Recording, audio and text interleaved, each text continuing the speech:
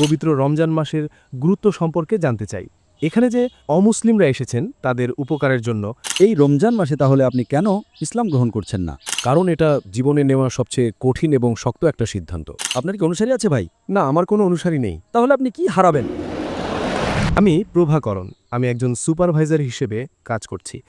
প্রথমত আমি জানতে চাই, বেশিরভাগ ধর্মেই একটা সাধারণ কথা প্রচলিত আছে যে যে কেউ ঈশ্বরের কথাগুলো ধর্মীয়ভাবে মেনে চলবে সে স্বর্গে যাবে, আর না মানলে নরকে যাবে।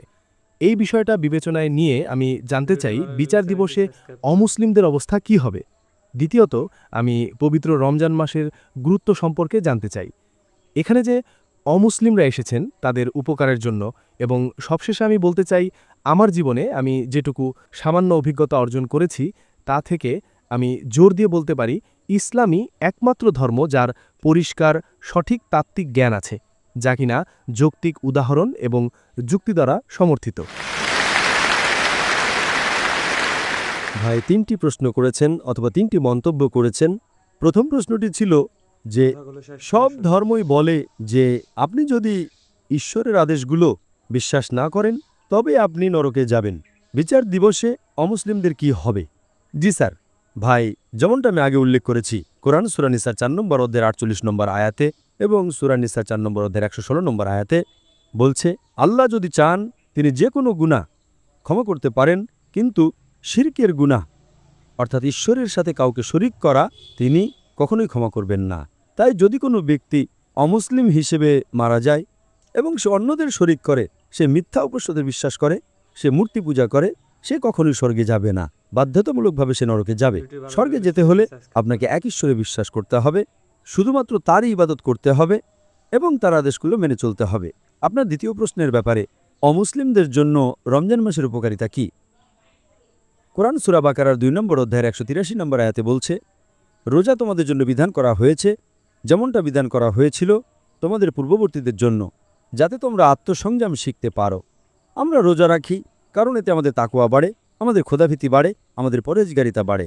এবং সূরা বাকারার 2 নম্বর অধ্যায়ের 185 নম্বর আয়াতে বলা হয়েছে, রমজান হলো সেই মাস যেই মাসে কোরআন নাজিল হয়েছিল সমগ্র মানবজাতির জন্য পথনির্দেশ হিসেবে, সত্য ও মিথ্যার পার্থক্যকারী মানদণ্ড হিসেবে। রমজান হলো এই মাস যেই মাসে মহিমান্বিত কোরআন শেষ এবং চূড়ান্ত আসমানি কিতাব নাজিল করা হয়েছিল শেষ এবং চূড়ান্ত নবী মুহাম্মদ সাল্লাল্লাহু সাল্লামের উপর।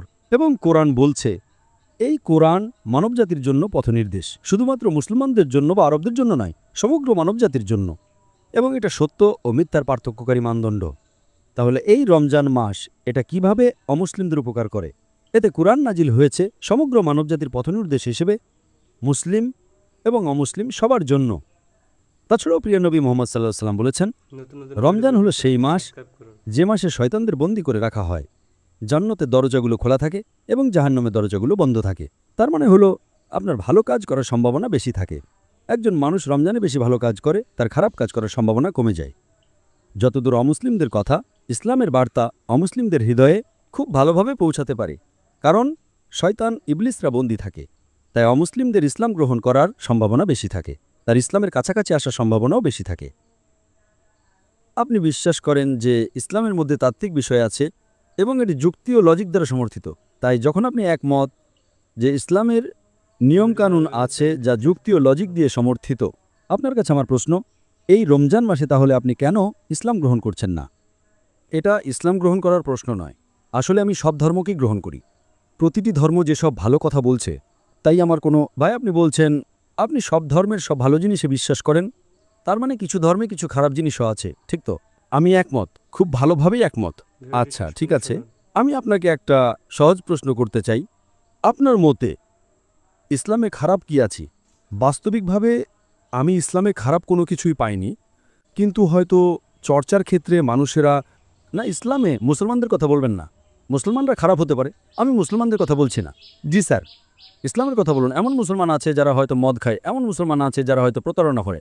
আমি না, আমি ইসলাম সম্পর্কে খারাপ কোনো কিছুই পাইনি, খুব খোলাখুলিভাবেই বলছি, খুব ভালো। এখন আপনি আমাকে খুব খোলাখুলি বললেন আপনি সব ধর্মের ভালো জিনিসগুলো নেন, আপনি এও জানেন যে অন্য ধর্মগুলোতে খারাপ জিনিসও আছে, এবং আপনি এটাও বললেন যে ইসলামে আপনি খারাপ কোনো কিছু জানেন না। জি স্যার, তাহলে এখন অন্য ধর্মগুলোতে ভালো এবং খারাপ আছে, এই ধর্মে শুধুই ভালো। ধরেন আমি আপনাকে 2 গ্লাস পানি দিলাম, একটা হলো বিশুদ্ধ খাঁটি পানি, অন্য পানিটা বিশুদ্ধ পানি এবং 1 ফোঁটা প্রস্রাব। তাহলে আপনি কোন পানিটা পান করবেন?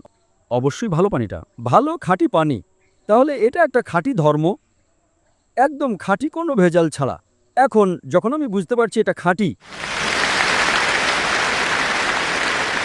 যখন আপনি তৃষ্ণার্ত, আপনি খাঁটি পানিটাই পান করবেন। না না, আমি বিশ্বাস করি এটা খাঁটি, কিন্তু আমি এটা পান করব না, এটার কোনো মানে হয় না। আমি যদি কোনো বিশ্ববিদ্যালয়ে ভর্তি হতে চাই, আমি জরিপ চালাই, এই বিশ্ববিদ্যালয়টা সেরা, আপনি ভর্তি হচ্ছেন না কেন? না, আমি এটা নিয়ে ভেবে দেখব। যদি আপনার ফি দেওয়ার টাকা না থাকে, ঠিক আছে, বিশ্ববিদ্যালয়টা খুব ভালো কিন্তু অনেক ব্যয়বহুল, আমি ফি দেওয়ার সামর্থ্য রাখি না। ইসলাম হলো ফ্রি। যদি আপনি একমত হন যে এটা সেরা, আপনাকে এটা গ্রহণ করতেই হবে। অথবা হতে পারে এটা কপটতা। দেখুন, আমি যদি একমত হই যে এটা সেরা, তাহলে আমাকে এটা গ্রহণ করতে হবে। যদি আপনি জানেন যে কোনো ভুল নেই, তার মানে বিচার দিবসে ঈশ্বর আপনাকে প্রশ্ন করবেন। যদি আপনি একমত হয়ে থাকেন, ঈশ্বর আপনার হৃদয়ে বার্তা দিয়েছিলেন এটা সেরা ধর্ম, আপনি কেন এটা গ্রহণ করেননি? দেখুন, যদি আপনি একমত হন যে এটা সেরা, তাহলে এটা অযৌক্তিক, এটা গ্রহণ না করাটা অযৌক্তিক। যদি আপনি মনে করেন কিছু খারাপ আছে, আমি এখন আপনার ভুল ধারণাগুলো পরিষ্কার করে দেব। যদি আপনি একমত হন যে এটা সেরা ধর্ম, যদি আপনি একমত হন যে এটা সবচেয়ে বেশি যৌক্তিক, যদি না আপনি অযৌক্তিক হন, যদি আপনি যৌক্তিক হন, আপনাকে সবচেয়ে যৌক্তিক ধর্মটা মেনে নিতেই হবে। যদি না আপনি নিজেকে অযৌক্তিক মনে করেন ভাই। স্যার, দেখুন ভাই, মাঝে মাঝে আবেগ কাজ করে। আমার মা কি বলবেন, আমার বাবা কি বলবেন, সমাজ কি বলবে, মুসলমান, তাই এই জিনিসগুলো হয়তো আপনাকে গ্রহণ করা থেকে আটকে রাখছে। আমি একমত, এটা কঠিন, এটা সহজ নয় ভাই। কিন্তু যদি আপনি যৌক্তিক হন, আপনি যদি বিজ্ঞান মনস্ক হন, আপনাকে যেটা সেরা সেটা গ্রহণ করতেই হবে। তাই আমি বলি, কেউ যদি আমাকে প্রমাণ করে দেয় যে ইসলামের চেয়ে ভালো কোনো ধর্ম আছে, আমি সেটা গ্রহণ করব। কেউ যদি আমাকে আজ প্রমাণ করে দেয় যে কোনো সময় যে ইসলামের চেয়ে ভালো কোনো ধর্ম আছে, আমি গ্রহণ করতে প্রস্তুত। কেউ যদি আমাকে প্রমাণ করে দেয় খ্রিস্টান ধর্ম বেশি ভালো, আমি খ্রিস্টান ধর্ম গ্রহণ করতে প্রস্তুত। আমি শুধু মুখেই বলছি না, ধর্মতত্ত্বের ডক্টরদের সাথে, শীর্ষস্থানীয় খ্রিস্টানদের সাথে আমার আলোচনা হয়েছে। আমি কোনো আলেম নই, আমি একজন ছাত্র। আমি নিজেকে তুলনামূলক ধর্মের একজন ছাত্র মনে করি, কিন্তু হিন্দু ধর্মের শীর্ষস্থানীয় পণ্ডিতদের সাথে আমার সংলাপ এবং আলোচনা এবং বিতর্ক হয়েছে। আপনি জানেন সবচেয়ে জনপ্রিয় হিন্দু বক্তা হলেন শ্রী শ্রী রবিশঙ্কর। আপনি কি তার নাম শুনেছেন? খুব ভালোভাবেই। হ্যাঁ, তিনি কোরআনের সাথে একমত হয়েছিলেন। আসলে আমি তার একজন বড় ভক্ত। আপনি তার ভক্ত, মাশাআল্লাহ। আপনি কি শ্রী শ্রী রবিশঙ্করের সাথে আমার বিতর্কটা দেখেছেন? না, আমি দেখিনি। তাহলে আপনার নায়কের সাথে বিতর্কটা আপনার দেখা উচিত। হ্যাঁ, শ্রী শ্রী রবিশঙ্কর নিশ্চয়ই। এবং তুলনামূলক ধর্মের এই ছাত্রের সাথে ইনশাআল্লাহ। যদি আমি সুযোগ পাই, অবশ্যই। হ্যাঁ, এবং যেহেতু আপনি একমত, এমনকি তিনিও একমত হয়েছিলেন যে ঈশ্বরের কোনো প্রতিমূর্তি নেই, তিনি কোরআনের সত্যতা মেনে নিয়েছিলেন। দুর্ভাগ্যবশত তিনি এটা গ্রহণ করেননি। জানেন কেন? যদি আপনি গ্রহণ করেন, তাহলে সব অনুসারীদের হারাবেন। আমি একমত। আপনি একমত? আপনার কি অনুসারী আছে? না, আমার কোনো অনুসারী নেই। আপনার কি অনুসারী আছে ভাই? না, আমার কোনো অনুসারী নেই। খুব ভালো। তাহলে আপনি কি হারাবেন? হয়তো কিছু বন্ধুত্ব, হয়তো কিছু আত্মীয় স্বজন। এটা কঠিন, এটা কঠিন, কিন্তু যদি আপনি সত্য জানেন, আপনার সেটা গ্রহণ করা উচিত। এতে ভুল কিছু নেই। আসলে এখন পর্যন্ত এই মুহূর্ত পর্যন্ত আমি এটা নিয়ে ভাবিনি, কারণ এটা জীবনে নেওয়া সবচেয়ে কঠিন এবং শক্ত একটা সিদ্ধান্ত। আজ এই রমজান মাসে চিন্তা করুন, আপনি আমাকে জিজ্ঞেস করেছিলেন এটা কিভাবে অমুসলিমদের উপকার করে। এটা অমুসলিমদের উপকার করে সত্যের দিকে তাদের হৃদয় খুলে দেওয়ার মাধ্যমে। তাই আমি আপনাকে অনুরোধ করব এটা নিয়ে ভাবতে। আজ না হলেও আপনার হাতে এখনও 3 সপ্তাহ আছে রমজান মাস শেষ হওয়া পর্যন্ত। আপনার হাতে আরও 2-1 সপ্তাহ আছে। আজ না হলেও রমজান মাসে গ্রহণ করুন, যদি এটা আপনার উপকার করে। এবং ইনশাআল্লাহ আমি আপনাকে বলতে পারি যে ইনশাআল্লাহ যদি আপনি ইসলাম গ্রহণ করেন, আপনার আগের সব গুনাহ মাফ করে দেওয়া হবে 100%। তাই আজ যদি আপনি ইসলাম গ্রহণ করেন, ধরুন যদি আজ আপনি মারা যান, আমি নিশ্চিতভাবে বলতে পারি আপনি জান্নাতে যাবেন। আমি নিজের ব্যাপারে নিশ্চিত নই, কিন্তু আপনার ব্যাপারে আমি আপনাকে বলতে পারি, কারণ যেই মুহূর্তে একজন মানুষ ইসলাম গ্রহণ করে, তার আগের সব গুনাহ মাফ করে দেওয়া হয়। যদি আপনি ইসলাম গ্রহণ করেন এবং আজ আপনার কিছু হয়ে যায়, আমি অন্যদের কথা জানি না, ইনশাআল্লাহ আপনি জান্নাতে যাবেন। আপনাকে অনেক ধন্যবাদ। সালাম। তাই আমি আপনার গ্রহণের অপেক্ষায় রইলাম ভাই। ধন্যবাদ স্যার। আসসালামু আলাইকুম। ভিডিওটি ভালো লাগলে চ্যানেলটি সাবস্ক্রাইব করুন।